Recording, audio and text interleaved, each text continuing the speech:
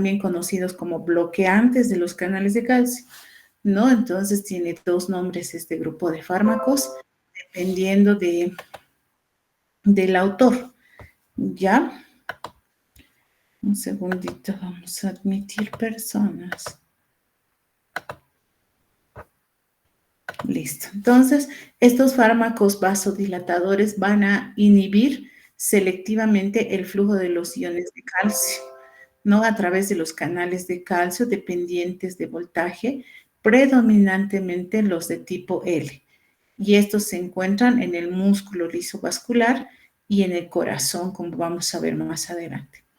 Bueno, la literatura indica que su descubrimiento fue pues un hito, como es la hipertensión arterial, la angina de pecho y las arritmias, ¿no? Ese efecto terapéutico es la vasodilatación, especialmente a nivel arterial, reduciendo la poscarga y el trabajo cardíaco. ¿Cuál es su mecanismo de acción? El mecanismo de acción de este grupo de medicamentos pues va a ser el de unirse a la subunidad alfa del canal de calcio de tipo L, impidiendo la entrada de calcio a la célula. Por tanto, va a afectar la polarización y despolarización de la membrana. En el músculo liso, ¿qué es lo que va a producir? Va a disminuir la actividad de la calmomodulina y la posterior fosforilación de la cadena ligera de miosina. Esto resulta en una relajación del músculo. Por tanto, va a haber vasodilatación, predominantemente de arterias, ¿no? De las arteriolas de resistencia. Esto va a reducir la resistencia vascular periférica y por ende va a reducir también la presión arterial. En el corazón va a actuar, estos canales se encuentran en el nodo sinoauricular y también en el nodo auriculoventricular. Va a disminuir la automaticidad, ¿no? O sea, es como un marcapaso, ¿no? Las células que se encuentran a este nivel y van a prolongar la conducción auriculoventricular, lo que tiene un efecto antiarrítmico. Por eso es que estos fármacos también se los va a usar como antiarrítmicos. A nivel del músculo cardíaco va a reducir la fuerza de contracción, por lo tanto va a tener un efecto inotrópico negativo al disminuir el calcio que está disponible en la concentración. Este efecto es marcado en las dihidropirimidinas de primera generación, como vamos a ver adelante. Ahora vamos a ver la clasificación de los medicamentos calcioantagonistas, y esta clasificación se lo está realizando según la estructura química que tienen estos y su perfil farmacológico. Entonces se los va a clasificar en dihidropirimidinas y las no dihidropirimidinas. Dentro de las dihidropirimidinas, nuevamente las generaciones nos persiguen. La de primera generación, segunda generación, tercera generación.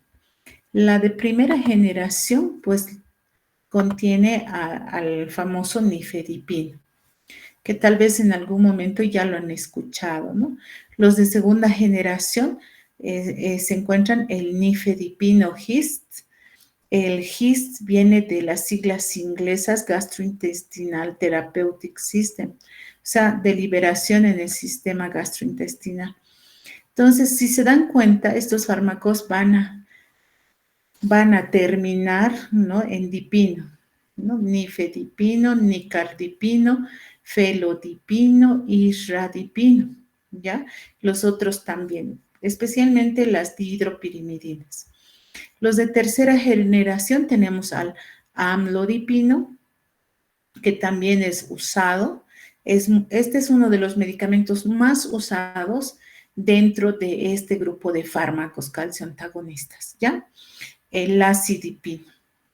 Dentro de las no dihidropirimidinas se van a clasificar en fenilalquilaminas y las benzodiazepinas. Se parece mucho a las benzodiazepinas. Cuidado, nos confundamos. No son benzodiazepinas, son benzotiazepinas. Por eso les he puesto la T de rojito. ¿No? Por ahí ustedes en el examen dicen, ¿por qué nos está preguntando esto? Si no es el rote, ¿no? Pero estoy aclarando eso. Entonces, el representante de los medicamentos calcio agonistas, no dihidropirimidinas, del grupo de las fenilalquilamidas es el verapamilo. Y de las benzodiazepinas, el diltiazem. Observen un poco esta clasificación. Dentro de la farmacocinética, que es casi en general, con algunas excepciones, ¿no? Se va a absorber muy bien por vía oral y tiene muy buena absorción, ¿no? Su distribución es alta, ¿no? La mayoría de los medicamentos pasan por el primer paso, lo que va a afectar la biodisponibilidad de algunos. Su metabolismo es hepático a través de la enzima citocromo P450, ¿no? Y de ahí vienen sus interacciones medicamentosas, que son bastantes. Su excreción va a ser a nivel renal, la mayoría como metabolitos inactivos. El verapamilo tiene algunos metabolitos activos que va a ir a la excreción. Los efectos secundarios. Los efectos secundarios y reacciones adversas de estos medicamentos, de las dihidropirimidinas, son frecuentes la cefalea, los mareos, el rubor facial, ¿no? Chapocitos, edema maleolar, ¿no? Aquí, si alguna vez han visto como cuando presionamos donde hay un lugar óseo, no se queda una fosita, ¿no? Y de esta manera vemos el edema, ¿no? Taquicardia refleja. Esto ocurre en las dihidropirimidinas, ¿ya? Las no dihidropirimidinas, ¿no? Dentro de los efectos secundarios o reacciones adversas que podemos esperar con el uso de este medicamento, va a haber bradicardia, ¿no? Las dihidropirimidinas, taquicardia refleja, las no dihidropirimidinas, bradicardia, ¿no? Bloqueo auriculoventricular, insuficiencia cardíaca podemos causar en los pacientes, especialmente en aquellos que ya tenían una disfunción previa, ¿no? Hipotensión. Y en las extracardíacas, ¿qué es lo que vamos a observar? ¿No? Nos pueden producir estreñimiento, ¿no? El principal es el verapamilo. Por disminución del calcio en la musculatura lisa del intestino, ¿no? Además de mareos. Sus interacciones, habíamos dicho que estas eran bastantes por actuar en los sustratos de la isoenzima CYP3A4, ¿ya? Y estas interacciones son muy importantes, ¿no? Vamos a ver a los inhibidores de esta isoenzima, van a aumentar los niveles plasmáticos de los fármacos antagonistas del calcio, potenciando sus efectos y la toxicidad que produce esto. Entre estos están los azoles amidínicos, como el ketoconazol, los macrólidos, la eritromicina, la claritromicina, los antivirales como el ritonavir y el jugo de pomelo, ¿no? La toronja. Además, vamos a tener interacciones con los fármacos que potencian la toxicidad cardíaca, como son los beta bloqueantes. Puede haber combinaciones, entonces, ¿qué nos dice la literatura? Que la combinación con verapamilo o el diltiazem puede potenciar el riesgo de una bradicardia severa. ¿Ya? Puede ocasionar un bloqueo auriculoventricular y puede producir una insuficiencia cardíaca. La digoxina junto con el verapamilo, ¿no? Y en menor medida digoxina con diltiazem puede aumentar los niveles séricos de digoxina. Entonces hay que reducir la dosis de digoxina cuando se usa esta combinación, ¿no? Porque nos aumenta el riesgo de toxicidad. En relación a otros, ¿no? Puede haber combinaciones con antihipertensivos de otras familias, ¿no? Como por ejemplo los IECAS, los ARA2, los diuréticos. Estos van a potenciar el efecto hipotensor. ¿Para qué usamos este grupo de fármacos? Antagonistas del calcio, ¿no? Para la hipertensión arterial en todas sus clases, ¿no? Hipertensión arterial primaria, hipertensión arterial secundaria, ¿no? Aguda, crónica, todas, ¿no? Las dihidropirimidinas de acción prolongada, aquí ya estamos viendo como introducción que hay una dihidropirimidina de acción prolongada que es el amlodipino, ¿no? Esta es la más utilizada. Vamos a usar también para la angina de pecho. Cardiología van a ver estas patologías, ¿no? La angina estable, ¿no? Se puede usar el diltiazem y el verapamilo por su acción a nivel del corazón, ¿no? Y algunas dihidropirimidinas. ¿Qué es lo que van a hacer? Van a reducir la poscarga y el consumo de oxígeno del miocardio, ¿no? Entonces también se puede usar en la angina vasoespástica o de Prinzmetal, ¿ya? Muy efectivos estos medicamentos, especialmente las dihidropirimidinas, ya que estos van a prevenir el espasmo coronario.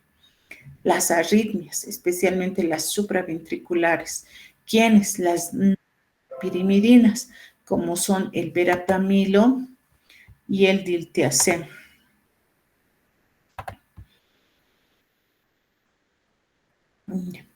Estas son de elección para controlar la respuesta ventricular en la fibrilación auricular, ¿no? Para terminar o revertir la taquicardia.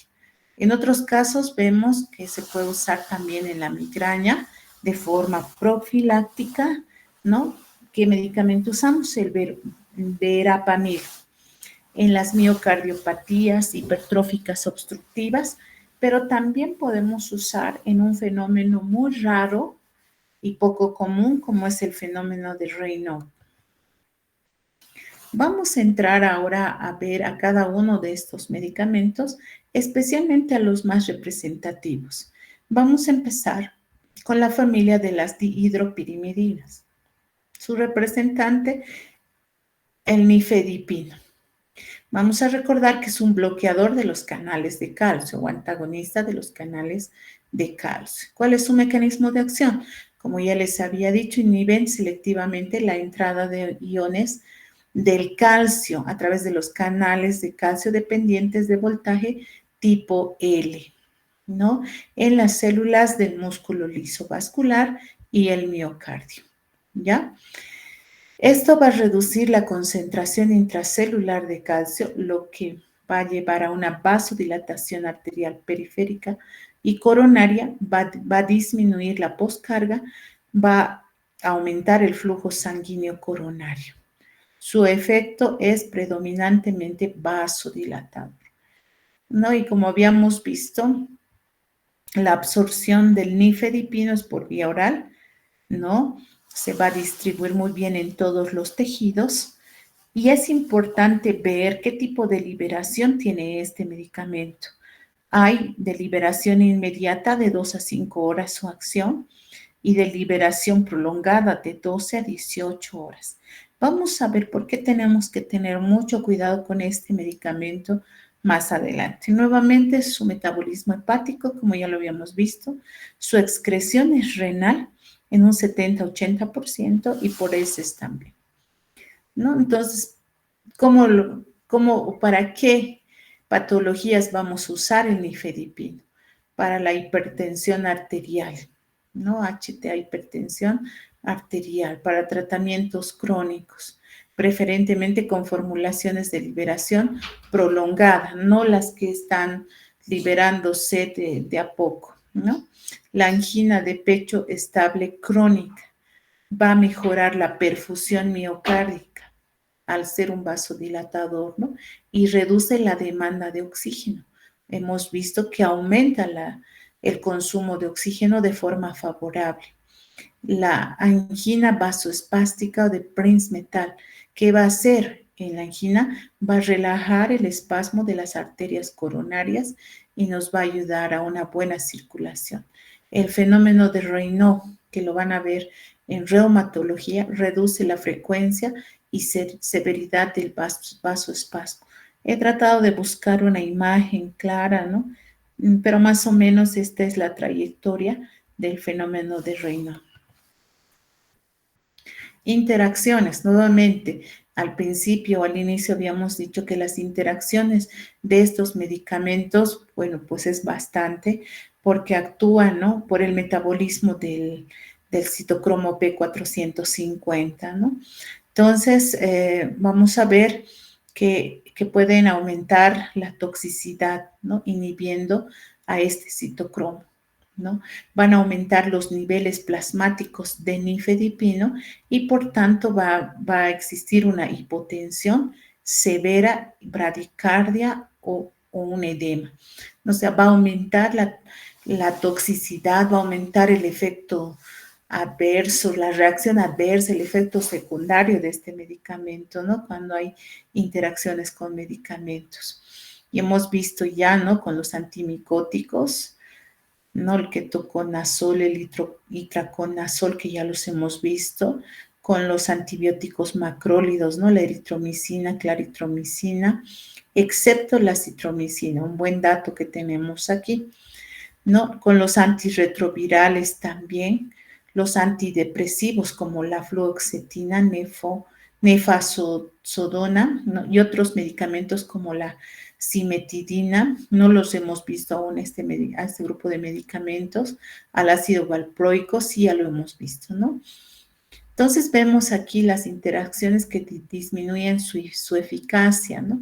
Son inductores del citocromo, ¿no? Los anticonvulsivantes, los antibióticos, los corticosteroides y algunos suplementos como la hierba de San Juan. No he escuchado de esta hierba, pero la literatura lo menciona, ¿no?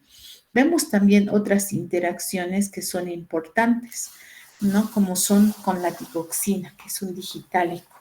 Entonces va a aumentar sus niveles, entonces puede haber un riesgo de toxicidad digitálica, ¿no? Los bloqueantes beta van a potenciar la bradicardia y también la hipotensión. Con el alcohol no se puede tomar, ¿no?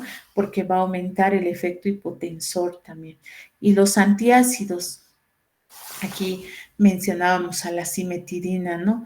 ¿Qué sucede con los antiácidos? Van a disminuir la absorción del nifedipino.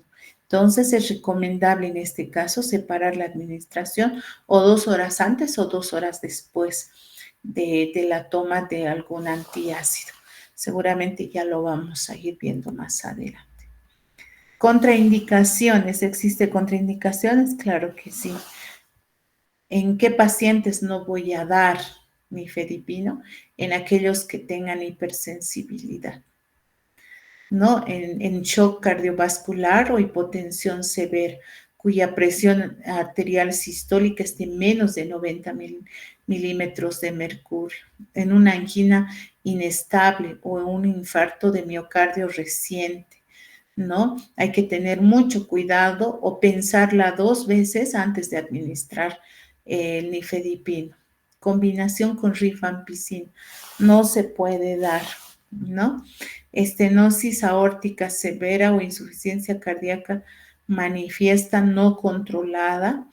Y otra de las patologías que menciona en la literatura es la porfiria, ¿no? Aunque no se menciona en todas las fuentes, es una contraindicación conocida, ¿ya? Precauciones. ¿Qué quiere decir esto? Que tengo que valorar riesgo-beneficio, ¿no? En qué personas tratar de pensar dar o no dar, ¿no? Está en la hipotensión, en el edema periférico maleolar, como les he dicho, ¿no? En la angina paradójica, en la insuficiencia hepática, en la insuficiencia renal, Pacientes ancianos, porque hay mayor riesgo de hipotensión, entonces debemos usar dosis bajas. Embarazo y lactancia, solo si el beneficio justifica el riesgo, ¿no? En hipertensión grave, dice, o parto prematuro. Vamos a ver más adelante cómo vamos a usarlo en el embarazo. En la lactancia se excreta por la leche, por lo tanto hay que, miren, monitorizar al lactante, porque puede tener somnolencia, mala alimentación. Y en los que conducen vehículos, ¿no? Porque puede causar mareo, hipotensión, especialmente al inicio del tratamiento. Y como un paréntesis, ¿no? Lo que les digo al grupo mío, ¿no? Es que cuando viene un paciente tenemos que preguntar primero si no es alérgico al medicamento. Luego, con lo de las interacciones, ¿no? Tenemos que preguntarle si no está tomando otro medicamento para ver si hay interacción o no, ¿no es cierto? Y aquí vemos conducción de vehículos, dicen, ¿no? Si el medicamento va a producir mareo, hipotensión o sueño, como ya hemos visto en algunos de los otros medicamentos, debemos preguntarle también en qué trabaja, ¿no? Es importante esas preguntas hacerles a los usuarios que acuden a la consulta nuestra. Entonces, una conclusión de todo lo expuesto. El nifedipino es un fármaco efectivo. ¿Efectivo? Sí es efectivo. Para el control de la hipertensión y la angina. Exacto. Pero requiere un manejo cuidadoso debido a sus interacciones. Como hemos empezado en un inicio refiriéndonos a las interacciones, que tienen bastantes interacciones y que tenemos que tener cuidado, ¿no? Porque van a potenciar los efectos adversos, ¿no? Tenemos que tener cuidado con sus contraindicaciones, ¿no? Siempre debe usarse bajo supervisión médica, ¿no? Preferiblemente con formulaciones de liberación prolongada. Hay el nifedipino retard, por si acaso, ¿no? Y evitando interacciones críticas como el zumo de pomelo o fármacos que afecten el citocromo P450. Entonces, al buscar un poco sobre el embarazo y las precauciones, encontré estos datos, ¿no? Consideraciones por trimestres. En el primer trimestre, es decir, entre las semanas 1 a 12, no es recomendado dar nifedipino, ¿no? Por la organogénesis. Además que una mujer en estado de gestación posiblemente sí pueda presentar una hipertensión, pero ya por una cardiopatía, ¿no? Pero eclampsia y preeclampsia no presenta a esta edad. En el segundo y tercer trimestre, es decir, ya después de las 20 semanas, sí podemos usarlo en el embarazo. Está aceptado, dice, para el manejo de trastornos hipertensivos del embarazo. Así se llama ahora, ¿no? Como la preeclampsia. Pero también indican la literatura que puede usarse como un tocolítico, pero generalmente más para la preeclampsia, para que baje la presión arterial y con eso podamos referirla a un establecimiento de segundo o tercer nivel o ya tener el conocimiento de que la paciente ya ha llegado administrada con nifedipino, ¿no? Vamos a pasar a otro medicamento que también les he dicho que es muy usado, que es el amlodipino. Nuevamente recordamos que es un bloqueador de los canales de calcio o antagonista de los canales de calcio. Su mecanismo de acción es el mismo, ¿ya? La diferencia clave con otras dihidropirimidinas es que tiene una unión más lenta y prolongada a los canales de calcio, lo que se traduce en un inicio de acción gradual y una larga vida media, ¿ya?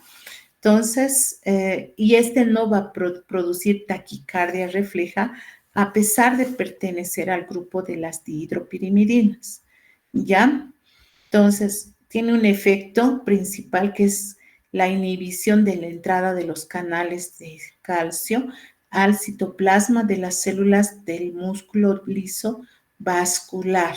No actúa tanto a nivel del corazón a nivel del miocardio. Esas serían las diferencias del amlodipino con el nifedipino, ¿ya? Las consecuencias entonces van a ser vasodilatación arterial periférica y vasodilatación coronaria de los vasos sanguíneos, ¿sí? Los usos, vamos a usarlos en hipertensión arterial, podemos usarlo como monoterapia o combinados con otros antihipertensivos como es el IECA, el ARA2. Seguramente ya vamos a ver este grupo de diuréticos más adelante, ¿no? O los diuréticos. La angina de pecho estable va a reducir la frecuencia de los episodios anginosos y va a aumentar la tolerancia al ejercicio, ¿no? Estos pacientes no pueden hacer ejercicio, pero ya con la medicación podrían hacer ejercicio. La angina vasoespástica de Prinzmetal y el vasoespasmo periférico. Nuevamente se absorbe por vía oral, se distribuye a todos los tejidos, tiene una buena unión proteica, se metaboliza en el hígado y su eliminación es renal y por heces.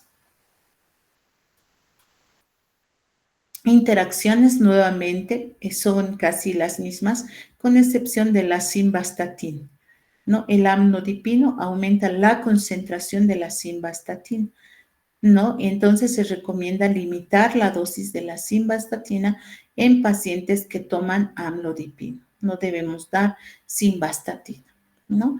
Contraindicaciones a quienes no debo dar o puedo pensar, ¿no? En darle o mejor darle otro medicamento en la hipersensibilidad, alergias medicamentosas al amlodipino o a cualquier dihidropirimidina, ¿ya? Hipotensión severa, pacientes con hipotensión, no. Shock cardiogénico, ¿no? Estenosis aórtica severa, ya tendríamos que haber conocido, ¿no? Si tiene alguna de estas patologías y en una insuficiencia hepática, ya que se metaboliza en el hígado, ¿no? Y puede causar mayor daño. Reacciones adversas. Los efectos más comunes del amlodipino se relacionan con su acción vasodilatadora y van a incluir edema periférico, hinchazón de tobillos y piernas. Y aquí les he puesto ya uno, ¿no? Pues cómo se nota, ¿no? La presión del dedo sobre la pierna y cuando levantan queda un hoyito ahí, ¿no? Cefalea, dolor de cabeza, rubor facial, ¿no? Los chapositos que decimos. Puede haber mareos y fatiga, ¿ya? Y palpitaciones, ¿no? Esas pueden ser las reacciones adversas del amlodipino. Vámonos ahora al grupo de las no dihidropirimidinas. Y en este caso nos vamos a ir a la familia de las fenilalquilaminas, como es el verapamil. Su mecanismo de acción resulta ser el mismo. Tiene acción cardíaca y acción vascular, ¿ya? Su farmacocinética, ¿no? Se absorbe muy bien por vía oral, se distribuye en todos los tejidos, en las proteínas al 90%. Su metabolismo es hepático y su excreción es renal, ¿sí? Entonces, interacciones, nuevamente se interactúa con los mismos medicamentos, ¿no? Beta bloqueantes, la digoxina. La digoxina no habíamos visto en las dihidropirimidinas, pero sí en esta va a inhibir la eliminación renal de la digoxina, lo que puede aumentar los niveles plasmáticos en un 50-75% y el riesgo de toxicidad digitálica, ¿no? Los inhibidores e inductores de la CYP3A4, ¿no? Inhibidores e inductores, las estatinas, y aquí vemos al litio, ¿no? Que se han reportado casos tanto de aumento como de disminución de los niveles de litio con riesgo de toxicidad. Por tanto, se requiere monitorización. A quienes no debo dar y tener mucho cuidado, darle verapamilo en el tratamiento, a los que tienen hipotensión severa o shock cardiogénico, en un bloqueo auriculoventricular de segundo a tercer grado. Eso ya seguramente a los primeros niveles ya nos llegará con diagnóstico, ¿no? En los segundos niveles se hará el diagnóstico. Si es que no tiene, en el tercer nivel ya se manejará a este paciente, ¿no? Una disfunción ventricular izquierda severa o una insuficiencia cardíaca congestiva, ¿no? En un síndrome de seno enfermo, en pacientes sin marcapaso, fibrilación auricular, flutter auricular. Un segundito, vamos a aceptar ahí, atrasaditos, flutter auricular, ¿no? Las reacciones adversas del verapamilo. Vemos aquí que puede haber cardiovasculares, como la hipotensión, como habíamos dicho, bradicardia por la vasodilatación, bloqueo auriculoventricular, edema periférico, que ya los habíamos visto en los anteriores grupos, y empeoramiento de la insuficiencia cardíaca, si es que hubiera, ¿no? Tenemos una hipotensión gastrointestinales. El verapamilo produce estreñimiento, habíamos dicho, ¿no? Anteriormente, y lo confirmamos ahora, ¿no? Que es un efecto secundario muy característico y frecuente debido a causar náuseas y dispepsias, gases, ¿no? En el sistema nervioso central vamos a ver mareos, cefalea, fatiga, y aquí aparece una nueva reacción adversa en este grupo, que es la hiperplasia gingival, crecimiento de las encías por el uso crónico. Entonces tenemos que manejarlo también multidisciplinariamente con el colega odontólogo, ¿no? Vamos a pasar a otro medicamento que es el diltiazem, correspondiente a la familia de las benzodiazepinas, ¿no? Tiene un perfil intermedio entre lo que es el verapamilo y lo que es el amlodipino, ¿ya? Con mayor efecto vascular. Su mecanismo de acción ejerce un efecto bloqueando nuevamente los canales de calcio dependientes de voltaje, eso ya sabemos. Su acción es notable tanto en el músculo cardíaco como en el músculo liso. El diltiazem va a reducir la frecuencia cardíaca, la contractilidad miocárdica y la presión arterial, disminuyendo así la demanda de oxígeno del corazón y aumentando su aporte. Entonces vemos una acción cardíaca en el nodo sinoauricular y en el aurículo ventricular, ¿no? Va a haber una disminución de la frecuencia cardíaca con lo que nosotros conocemos como un efecto cronotrópico negativo. Reducción de la velocidad de conducción a través del nodo auriculoventricular. Este es un efecto dromotrópico negativo, ¿no? Además va a haber una frecuencia ventricular en arritmias como la fibrilación ventricular, ¿no? Entonces vemos en el nodo sinusal, en el miocárdico, efecto inotrópico negativo. La acción vascular va a producir una relajación del músculo liso arteriolar nuevamente. Estamos viendo que actúa más en las arterias que en las venas, ¿ya? Produciendo así una vasodilatación periférica. También va a producir una vasodilatación de las arterias coronarias, lo que va a aumentar el aporte de oxígeno al miocardio. Las interacciones, nuevamente casi los mismos grupos, beta bloqueantes, digoxina, inhibidores e inductores del citocromo, ¿no? Las estatinas, ya habíamos visto también, y aquí aparece un nuevo grupo, ¿no? Las ciclosporinas y otros inmunosupresores, ¿no? Estos pueden inhibir el metabolismo de la ciclosporina, ¿no? Y va a elevar estos niveles y el riesgo de toxicidad. Se absorbe muy bien por vía oral, se distribuye en todos los tejidos, se une muy bien a las proteínas, entre un 70-80%.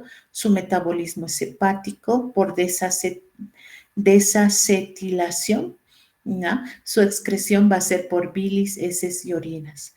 Contraindicaciones en quienes debo pensarla 2 veces antes de iniciar tratamiento con diltiazem: hipersensibilidad al fármaco, síndrome de seno enfermo, bloqueo auriculoventricular, hipotensión severa, infarto agudo de miocardio, fibrilación auricular, casi las mismas contraindicaciones en todos, ¿verdad? Reacciones adversas, cardiovascular, nuevamente repetimos, ¿no? Edema periférico, especialmente en tobillos. Bradicardia, disminución de la frecuencia cardíaca. Hipotensión, disminución de la presión arterial. Puede existir un bloqueo auriculoventricular, ya no pasa la conducción de la aurícula al ventrículo, ¿no? Y rubor facial también, ¿no? En el sistema nervioso central va a haber dolor de cabeza, cefalea, mareos, debilidad, ¿no? La astenia. En los gastrointestinales, nuevamente náuseas, y con menor frecuencia que el verapamilo, también puede haber estreñimiento. En las no dihidropirimidinas existe estreñimiento, ¿no? Los dermatológicos puede haber erupciones cutáneas tipo rash, ¿no? Entonces hay que estarlo viendo siempre. Y otros, y nuevamente aquí aparece la hiperplasia gingival, que es raro, pero en el uso crónico puede presentarse. Bueno, hasta aquí la presentación del día de hoy. Espero haber sido muy específica. Espero que esta clase les sirva para su examen. No es muy complicado este tema. Vamos a ver, y tal vez nos va a causar un poco de confusión cuando veamos los otros antihipertensivos, que son 5 grupos, como lo habíamos visto al principio, y solamente hemos tocado un grupo de estos antihipertensivos, ¿no? Los calcioantagonistas o bloqueadores de los canales de calcio.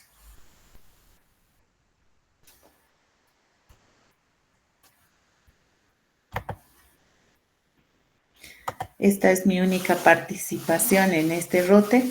Nos encontramos en el siguiente rote. ¿Está bien? Que tengan un lindo resto de día.